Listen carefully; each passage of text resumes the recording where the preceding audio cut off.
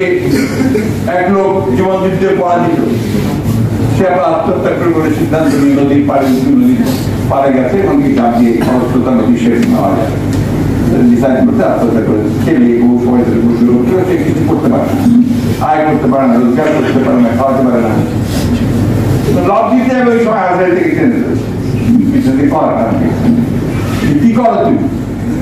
আমি তো মরতে যাই আত্মহত্যা করতে চাই, কারণ আমি তো ব্যর্থ হয়ে গেছি, না তো লাভ নাই তো মরে গিয়ে পড়তে পারবো না, তুমি মরবা পানি খাবা, ঝাঁক দিবা পানি খাবা, কিন্তু মরবা না, কারণ তোমার সময় এখনো হয় না।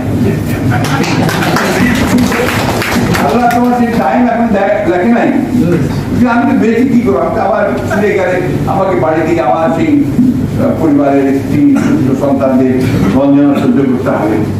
বলছে তুমি এক কাজ করো, বুদ্ধি গিয়ে ডাক্তার মুখ একটা লাগাই দাও, যেটা তুমি তোমার জানা, আমি ডাক্তার কিছু জানি না, আমি ডাক্তার করি, তুমি শুরু করো, একটা জিনিস খেয়াল রাখবা যে তোমাকে ডাক্তার করি রোগী, তখন যদি দেখো যে আমি পায়ের কাছে বসে আছি বা দাঁড়িয়ে আছি, তুমি ছাড়া অসুবিধা দেখতে পারো না, তাহলে বুঝবো রোগীকে তুমি যে অসুবিধা হয় কেন বেশি, আর যদি দেখো আমি মাথার কাছে আছি তাহলে বুঝবো যে অসুবিধাও সে বাঁচে।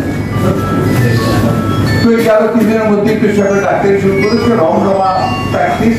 আর এই ধন্বন্তরী ডাক্তার, যাকে বলে বাঁচবে সে বাঁচে, যাকে বলে মরে যাবে সে মরে যায়। তারপরে কিছুদিনের মধ্যে বাড়ি টাড়ি গাড়ি সব হয়ে গেল। 4-5 বছর পরে যখন দিন এই বাসায় প্র্যাকটিস প্র্যাকটিস সেই বাসায় ফিরে এসছে, আপনার বিছানাতে আপনার একটু আরাম করে শুয়েছে, মাছের মুড়ো ঘন্ট দিয়ে ভাতটা খেয়ে পানকি দিয়ে শুয়ে শুয়েছে। তখন তন্দ্রা হঠাৎ দেখি যে মাথার কাছে দিতে মানুষের মারে আমার মাথার কাছে যায়, খুব কম করে ঘুরে পাটা নিয়ে দিতে আসবে। আবার যখন দেখেন মুহূর্তের মধ্যে আবার কম করে ঘুরতে শুরু করছে।